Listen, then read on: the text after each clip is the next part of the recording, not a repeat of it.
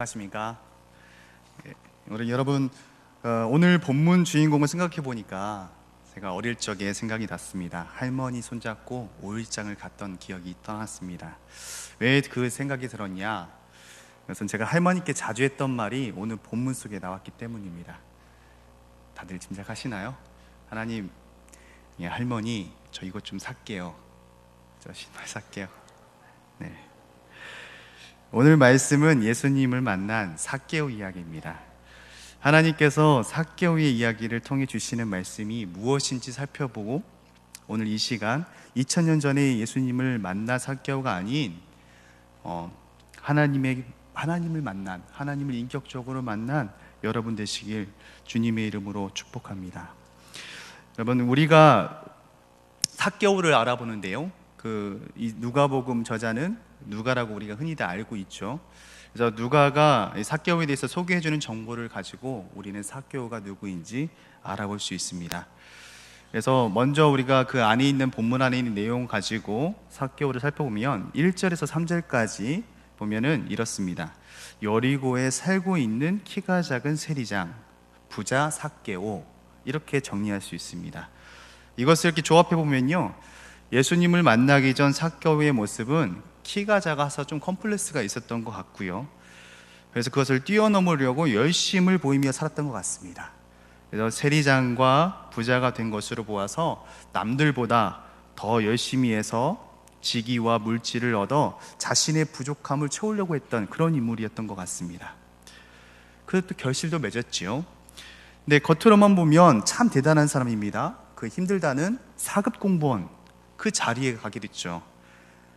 부자까지 되었습니다. 오늘날로 보면은 세상 사람들이 성공했다라고 말할 수 있을 정도로 참 대단한 사람이라고 볼 수 있습니다. 그러나 당시 배경을 좀 더 자세히 알아보면 성공한 삶이 아니었음을 우리는 알 수 있습니다. 앞서 말한 누가에 전해준 정보를 기반으로 살펴보는데요, 거기에 이제 역사적인 배경까지 더 덧붙여서 살펴보겠습니다. 이 사건의 배경된 도시는 여리고입니다. 1절에 나오죠. 이 여리고는 각종 과실수가 많이 맺었던 그런 곳이었습니다. 오아시스와 같은 존재였죠. 그리고 종려나무가 많이 자라기도 했고요. 그래서 예로부터 여리고를 종려나무 도시라고 말했습니다. 36km, 여기서 전주 간에 조금 되는 거리겠죠. 익산보다 좀 멀고 전주보다 가까운 그 거리, 그 정도만 가면은 예루살렘과 만나는 지리적 특정도 있었습니다. 그러니까 수도권이었죠. 그러니까 예나 지금이나 도시나 수도권에는 무엇이 많이 돌까요? 돈이 많이 듭니다. 많이 돌고 있습니다. 실제로 길르앗 지방에 있는 향유나 사해바다에 있는 소금 같은 거, 그리고 또 타 지방이나 다른 나라에서 오는 것들이 여리고로 많이 유입되기도 하고 교통의 그 허브 역할을 하기도 했던 곳이 여리고였던 것입니다. 헤롯 대왕이 겨울별장을 만들어서 자기 직무실로 여길 정도로 아주 메리트가 있는 지역이었습니다. 삭개오가 직업이 뭐라고 여러분 알고 계시죠? 세리장이죠. 세리장으로서는 그 어느 곳보다도 핫한 곳이 아닐 수 없습니다. 세금이 많이 나오기 때문인 거죠. 그런데 이렇게 성공한 것 같던 그의 삶에 우리 두 가지의 잊어서는 안 되는 배경이 있습니다. 첫 번째로는 당시 이스라엘 국가는 독립국가가 아니고 어떤 국가다? 로마 식민지 국가였습니다. 두 번째로는 사람들은 세리장 삭개오를 죄인이라 불렀습니다. 7절에 나오죠. 이것을 조합해 보면은 완전히 다른 인물로 나옵니다. 여러분, 조세는 왜 걷죠? 나라를 위해서 걷죠. 복지를 위해서 걷고 사람들을 위해서, 국민들을 위해서 걷습니다. 그러나 이 세리장인 삭개오가 걷는 조세는 로마를 위한, 식민지 점령 국가를 위한 그 세금을 걷는 것이고요. 그 일의 맨 앞에서 선봉장 섰던 사람이 바로 삭개오였던 것입니다. 완전히 우리나라로 보면은 이완용 같은 사람이었죠. 유대인 입장으로 보면은 나라를 팔아먹는 매국인이었고 동족을 등친 아주 나쁜 사람이었습니다. 아마도 어떻게 보면은 로마 사람보다도 더 얄밉게 바라본 사람이 삭개오였을 것입니다. 사람들은 착취당한 그 사람들이 너무 많아서 이 사람들이 누구인지 기억할 수 없을 정도로 당시의 세리들은 유대 동족들을 등치고 막 착취해 가기 시작했습니다. 우리 8절 한번 볼까요? 8절 보면은 이런 말이 있습니다. 내 누구의 것을 속여 빼앗은 일이 있으면 네 배로 갚겠습니다 라고 하는 말입니다. 삭개오가 한 말이죠. 그러니까 내가 누구 것을 속여서 빼앗았는지 그거 알 수 없을 정도로 많은 사람들에게 그런 악행을 저질렀던 것이죠. 그래서 당시 사람들은 삭개오를 세리장 부자, 키가 작은 삭개오로만 말하지 않고 죄인이라고 말했습니다. 7절에 보면 무릇 사람이 보고 수군거려 이르되 저가 죄인의 집에 유하려 들어갔도다 하더라 라고 말했습니다. 여러분, 사람들에게 비난과 멸시를 받으며 살았던 이 사람 삭개오, 돈만 바라보며 아둥아둥 거리면서 사람답지 못한 삶을 살았습니다. 왜 이런 삶을 선택했을까요? 삭개오는 돈만이 나의 쓰라린 부분을 메워줄 줄 알고, 그리고 사람들이 나를 하대하게 바라보는 그 시선이 존대의 시선으로 바뀌어져서 결국 행복한 삶을 살 줄 알고 그것만을 굳게 믿고 내일은 괜찮겠지, 오늘은 괜찮겠지, 내일 모레면 좀 괜찮겠지, 한번 견뎌보자 하면서 계속 이 일을 해나가면서 이 자리까지 올라온 것입니다. 이 일을 선택한 것입니다. 여러분, 이 삭개오의 다른 박질, 열심히 달려오는 이 다른 박질은 시간이 가면 갈수록 행복으로 다가오지 않고 돈만 있으면 당당하게 살 것이다 라는 그 다짐은 저리 뒤로 가고 자기의 무너진 삶을 바라보게 됩니다. 재물은 쌓여만 가는데 행복한 삶은 살지 못하는 것이죠. 다른 문헌들을 통해 보면은 삭개오는 많은 삶의 제약들이 있었습니다. 첫 번째로 예배를 제대로 드리지 못했습니다. 당시 이스라엘 성전에서는 세리에서 나온 돈이 더럽다고 하여서 아예 성전에서 쓰는 돈으로 환전해 주지 않았습니다. 이 환전한 돈은 성전세로 쓰거든요. 그리고 또 재물을 살 때도 사용되어야 합니다. 그러니까 이 돈 아예 바꿀 수 없으니 제대로 되는 예배를 드릴 수 없었던 것이죠. 그때는 제사를 드리며 예배를 드렸기 때문이죠. 그리고 또 구제를 못했습니다. 당시 구제금을 받을 때 세리가 낸 돈이라고 생각하면은 받지도 않았습니다. 하물며 그 길거리에 있는 거지조차도 이게 세리의 돈이다 하면은 던져버릴 정도로 받지 않았다고 합니다. 그리고 세 번째로 사람들의 공식력, 신임을 잃어버린 삶을 살았습니다. 그러니까 예를 들면 중요한 사건의 목격자라고 해도 증인으로 세우지 않았던 것이죠. 재판장이 세리다 하면은 아예 세우지도 않았습니다. 삭개오는 좀만 더 버티면 행복하게 다가올 것 같았지만 돈으로 잡을 수 없는 것이 행복임을 느끼게 되었습니다. 오히려 사람들 앞에 서는 것도 두렵고 마음으로부터 죄책감을 들고 말할 수 없는 갈등 속에 살아갔던 것이죠. 여러분, 누가는 이 세리장인 삭개오에 대한 표현 중에 3절에 보면은 키가 작은 사람이라고 표현합니다. 누가가 표현한 이 키 작은 삭개오라는 표현은 물리적으로 키가 작아서 표현한 것도 있지만 오늘날 우리가 봤을 때, 오늘 전체 본문을 바라봤을 때 사람 취급을 받지 못했다는 문학적 표현이기도 합니다. 그렇다면은 이 반대되는 문학적 표현이 무엇이 있을까요? 키 작은 것, 키다리 아저씨죠. 키다리 아저씨는 절망을 주는 사람이 아니라 무엇을 주는 사람입니까? 소망을 주는 사람입니다. 남을 착취하는 사람이 아니라 도와주는 사람입니다. 이런 차원으로 우리가 봤을 때 삭개오가 단순히 물리적으로 키가 작은 것이 아니라, 그것만 말하는 것이 아니라 그만큼 당시에 악질로서 사람을 대접받지 못했다는 표현으로 바라볼 수도 있다는 것입니다. 자기 민족이었던 이스라엘 사람들 앞에서 사람 취급받지 못했고 외롭고 소외당한 키 작은 사람 삭개오였던 것이죠. 그러니까 삭개오라고 그 자리에 쉽게 올라가진 않았을 거예요. 분명 노른자 땅 여리고에서 세리장으로 서기까지 별짓을 다 했을 거란 말입니다. 공부도 열심히 하고 때론 뒷주머니 찔러가면서 권력자들 앞에서 딸랑거리며 흔들기도 하고요. 결국 행복한 삶을 향해서 세리장까지 올라갔습니다. 이것이 키 작은 삭개오의 삶이었습니다. 아마도 우리 중에 겉은 나름 멀쩡하지만 살아가는 공동체 속에서 소외당했다고 하는 키 작은 사람, 그 삭개오의 모습이 있을지 모르겠습니다. 세상에서 행복을 찾는 키 작은 사람이 여기에 있을지도 모르겠습니다. 프란츠 카프카라는 사람이 쓴 변신이라는 책에서는요, 주인공이 나오는데 그레고리라는 주인공이 등장합니다. 이 그레고리는 자기의 책임을 다하기 위해서 열심히 일을 합니다. 마지막에는 판매상으로 일하다가 해고를 당합니다. 자기를 늘 인정했던 아내와 자식들이 파면당한 그레고리를 향해서 아주 싸늘하게 대접합니다. 이때 이 그레고리가 자기 모습을 환상으로 봅니다. 어떤 모습으로 보냐고요? 벌레의 모습을 바라봅니다. 예, 가족의 싸늘한 반응으로 인해서 자꾸 나는 불안하고 잠을 자지 못하고 결국 이게 말라 죽어가는 그 모습을 바라보게 되는 것이지요. 예, 그렇게 어깨가 넓어 보였던 이 그레고리가 해고를 당하자 벌레의 모습으로 변신하는 겁니다. 예, 오늘날 현대판 그레고리, 이것이 우리 가운데 있습니다. 여러분의 부모님들은 여러분을 위해서, 가족을 위해서 죽으라고 열심히 일을 했습니다. 가족의 생계와 청춘을 맞바꾼 거지요. 근데 그러다가 시간이 지나서 퇴직을 하게 되고 때로는 해고를 당하게 됩니다. 직장에서 일을 잃어버린 것이죠. 가족을 위해서 일할 때는 그 듬직했던 어깨가 좁아 보이고 힘이 없어 보입니다. 카프카의 변신이라는 책에서 말하는 그것은 상상의 인물이 아니라 실제 오늘날 우리 사회에서 여러분의 가정에서 그대로 불러지고 있는 것입니다. 어리석은 삭개오의 모습, 키 작은 죄인, 벌레와 같은 그런 취급받는 삭개오의 모습이 우리의 삶 속에 있는 것입니다. 여러분, 삭개오를 보십시오.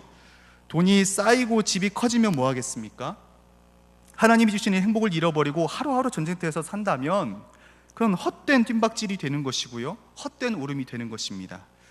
오직 예수님만이 참된 소망이요, 그 소망을 품고 살아갈 때 하나님 나라에 들어와서, 하나님의 역사하심에 들어와서, 하나님의 섭리 가운데 들어가서 나의 인생이, 우리의 가족이, 우리의 모두가 참된 행복을 누리며 살아갈 수 있다는 이 진리를 알매도 불구하고 우리는 중요한 것을 바라보지 못하고 헛된 것에 다른박질하는 우리의 모습, 그 작은 삭개오의 모습을 바라볼 수 있습니다.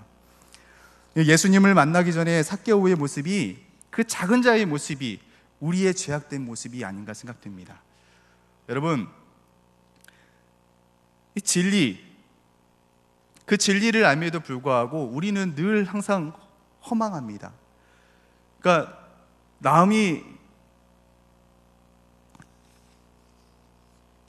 우리가 그 진리를 아는 것, 참된 진리, 참된 소망을 알면에도 불구하고 그 죄악된 모습 속에서 살아갈 때 우리의 허전함을 극복하기 위해서 우리는 늘 높은 곳을 향해, 인정받기 위해 더 높은 곳을 향해 헛된 다른박질, 오름질을 하고 있습니다.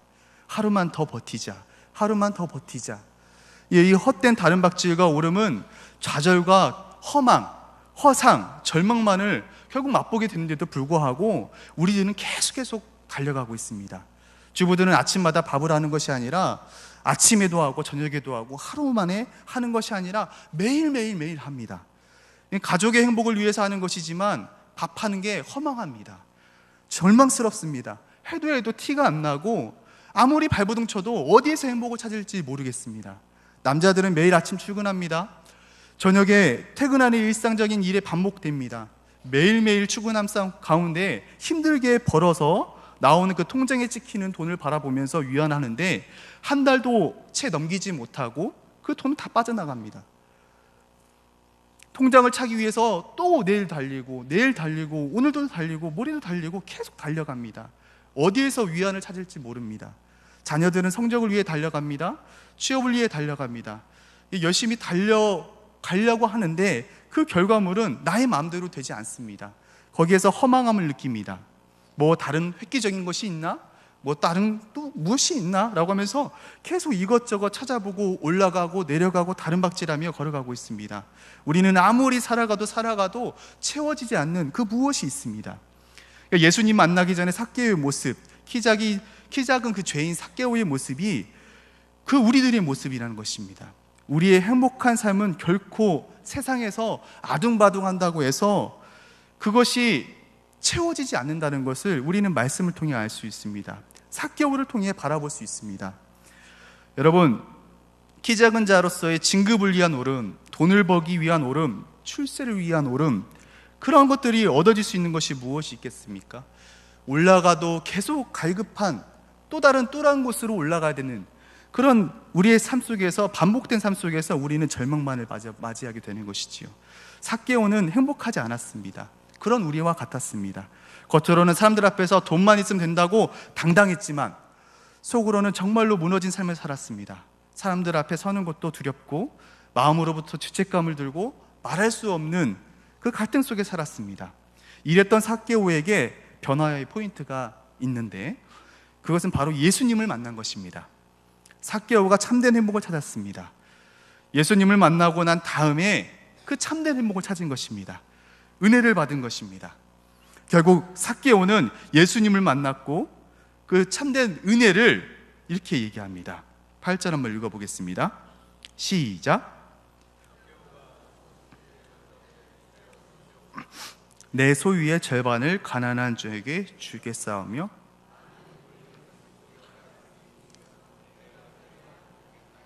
아멘. 이 고백은 참 놀라운 고백입니다. 여러분, 삭개오가 무슨 일을 했었습니까? 다른 사람들에게 돈을 뺏는 역할을 했습니다. 돈을 갈취하는 역할을 했습니다. 그런데 그 뺐던 자가 어떤 자로 변했습니까? 주는 자로 변했습니다. 여러분, 그 줬던 돈은요, 이 삭개오가 자기의 모든 것을 그 걸고 행복을 따라가기 위한 아주 하나의 행복의 근원이 됐던 것이 바로 돈이었습니다. 이것만이 소망이었고 이것만이 나의 유일한 내일 줄 수 있는 기쁨이었습니다. 이거 쌓아가는 것만 바라보며 살아갔습니다. 다른 사람들이 손가락질해도 여러 가지 힘든 일이 있어도 견뎌나갈 수 있었던 것입니다. 그런데 그것을 예수님을 만난 다음에 어떻게 됐다고요? 다른 사람들에게 줬다고요. 그냥 나의 10을 가진 거에서 1을 준 것이 아닙니다. 여러분, 본문 잘 살펴보십시오. 가난한 자에게 내 재산의 반절을 줬다고 했습니다.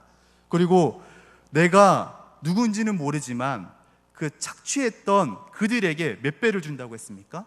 4배를 준다고 했습니다. 결국은 자기가 가지고 있던 모든 것들을 다 줬다고 바라볼 수 있습니다.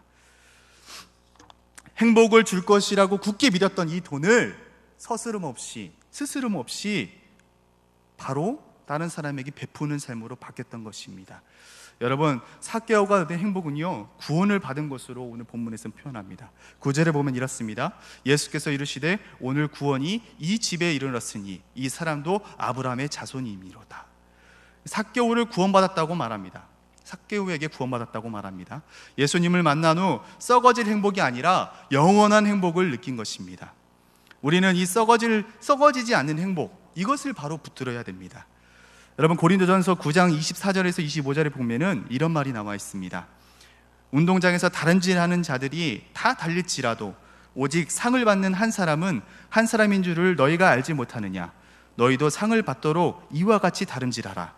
이기기를 다투는 자마다 모든 일에 절제하나니 그들은 썩을 승리자의 관을 얻고자 하되 우리는 썩지 아니할 것을 얻고자 하노라. 예수님을 만난 삭개오를 다시 한번 보십시오. 나사로는 평소와는 달리 썩지 않는 다름막질을 했습니다. 본문 4절에 보겠습니다. 4절에 보면은 앞으로 달려가서 보기 위하여 돌 무화과 나무에 올라가니 라고 말하고 있습니다. 삭개오는 오늘도 달렸습니다. 오늘도 올라갔습니다. 그러나 평소와는 다른 뜀박질이요, 다른 오름이었습니다. 출세를 위한 오름도 아니고 돈을 많이 벌려고 올라가는 오름도 아니었습니다. 무엇입니까? 예수님을 만나기 위한 뜀박질이었습니다. 예수님을 보기 위한 오름이었습니다. 그것이 썩지 아니할 참된 행복을 얻으려고 하는 다른 박질이었던 것입니다. 그러나 올라갔음에도 불구하고 바로 행복을 느끼진 못했습니다. 하나님이 주신 사랑을 느끼지 못했습니다. 삭개오가 하나님의 사랑을 느끼는 순간은 예수님이 삭개오를 바라보시고 이름을 부를 때였습니다. 5절에 보면 이렇게 얘기합니다. 삭개오야, 삭개오야, 속히 내려와라 라고 부릅니다. 여러분, 지금까지 그 누구한테도 진심으로 눈길 한번 바라보지 못하고 사람들에게는 뭐라고 불렀습니까? 죄인이라고 불렀지 이름 한번 불러본 적이 없었습니다. 그런 삭개오에게 예수님은 따뜻한 사랑의 눈길을 바라보면서 그의 이름을 부르신 겁니다. 삭개오야. 본문에 보면 삭개오에게 이 이름을 이 부름이 놀라운 부름임을, 그리고 감격의 부름임을, 사랑의 부름임을 알 수 있습니다. 7절에 보면은 무사람에게 죄인이라 불리던 삭개오, 그 삭개오를 5절에 예수님이 뭐라고 불렀다고요? 이름을 다시 한번 부른 거죠. 삭개오야. 좀 전에 얘기했듯이 다시 한번 얘기했듯이 예수님의 부름은 참 뜻이 있었던 것입니다. 그러니까 삭개오를 죄인으로 바라본 것이 아니라 누구로 바라봤다고요? 삭개오, 그냥 그 삭개오 본 모습을 바라봤던 것입니다. 하나님의 자녀로 한 인격체로 바라본 것이라는 증거입니다. 사랑으로 바라본 증거입니다. 삭개오는 이때 예수님을 인격적으로 만나게 되고 영접하게 되었습니다. 참된 사랑을 느끼게 되었습니다. 참된 행복을 느끼게 되었습니다. 여러분, 그렇습니다. 예수님은 십자가로 말미암아 우리 죄를 다 짊어지셨습니다. 우리가 예수님과 인격적인 만남을 했을 때, 구원받았을 때 우리를 죄인으로 바라보는 것이 아니라 하나의 인격체로 바라보십니다. 우리는 거기서 인격적인 만남을 가질 수 있는 것입니다. 참된 행복을 누릴 수 있는 것입니다. 세상 속에서 살아가면서 쳇바퀴처럼 돌아가는 그 삶 속에서 우리가 참된 행복을 느끼지 못하고 헛된 다름박질과 헛된 오름을 올라가며 우리는 구걸했을 때, 예수님은 그런 우리를 바라보시고 모든 것을 다 비우시고 그냥 상현아, 누구야? 라고 하는 하나의 인격체, 하나님의 자녀로, 하나님의 백성으로 그렇게 바라보면서 우리를 바라보시고 부르신다는 것입니다. 절망 속에 살았던 삭개오가 예수님을 만난 뒤에 알았던 것은 예수님이 나를 아시는 것과 나를 바라보시는 것과 나를 사랑하시는 것입니다. 이런 인격적인 만남을 통해 은혜를 받아 삭개오는 그동안 잡지 못했던 행복을 결국 잡았고요, 그동안 메우려고 했던 상처들을 메워졌고요, 구원받지 못했던 그런 삶을 구원받는 삶으로 변모하게 됐던 것입니다. 여러분, 예수님을 만난 구원받은 삭개오가 하는 말입니다. 다시 한번 우리 8절 읽겠습니다. 시작. 내 소유의 절반을 가난한 자에게 주겠사오며 만일 누구의 것을 속여 빼앗은 일이 있으며 내 갑절이나 갚겠나이다. 아멘. 앞서도 얘기했지만 늘 남의 것을 빼오던 삭개오가, 남에게 절망만을 주는 삭개오가 남에게 소망을 주는 키다리 아저씨로 바뀌어지는 것입니다. 예수님을 만난 후에 삭개오의 고백과 모습이 바로 이 모습이었습니다. 여러분, 매일매일 예수님과 인격적인 만남을 인격적으로 만나십시오. 말씀과 기도로 만나십시오. 여러분은 더 이상 작은 자의 모습이 아닙니다. 여러분은 더 이상 헛된 삶을 사는 사람들이 아닙니다. 여러분은 더 이상 여러분이 있는 공동체에서 쓸모없는 인물이 아닌 것입니다. 여러분은 그 공동체에서, 하나님이 허락한 공동체에서 헛된 사람이 아닌, 작은 사람이 아닌, 다른 사람에게 소망과 다른 사람에게 희망을 주는 그런 키다리 아저씨의 모습으로 서 있는 것입니다. 인격적인 예수님을 만나면서 우리는 그런 확고한 믿음을 바라면서 하나님 나라를 세워가는 여러분 되시길 주의 이름으로 축원합니다. 먹고 살기 힘든 이 간박한 시대에, 그런 이 사회에 행복하게 살아보겠다고 고군분투하는 여러분, 하나님만이, 예수님만이 여러분에게 참된 행복을 주시고요, 여러분에게 참된 소망을 주시고요, 그것을 붙들면서 여러분이 살아갈 수 있는 용기와 능력을 주시는 분이십니다. 우리는 그런 분을 붙들면서, 그런 말씀을 붙들면서 좌절과 절망 속에서 희망과 소망을 바라보며 하나님을 향해 달려가는 여러분 되시길 바랍니다. 기도하겠습니다. 하나님 아버지, 감사합니다. 오늘 우리의 인생의 다름박질을 받습니다. 인생의 오름을 받았습니다. 주님, 우리가 하나님을 버려두고 세상 가운데 세상을 바라보며 살아가고 있을 때 오늘 말씀을 통해 알려주셨습니다. 그 누구보다도 나를 사랑하시고 우리를 사랑하시고 여기 있는 모든 사람들을 사랑하는 하나님의 음성을 들었습니다. 주님, 그 말씀을 붙들며 이 세상 가운데 살아가기 원합니다. 더 이상 키 작은 자가 아닌 남에게 희망과 소망을 전해주는 키다리 아저씨의 삶으로 살아갈 수 있도록 주님께서 붙들어 주시옵소서. 그래서 행복한 가정, 행복한 직장 속에서 하나님의 은혜 가운데 살아갈 수 있도록 주님 역사하여 주시옵소서. 예수 그리스도 이름으로 기도드렸습니다. 아멘.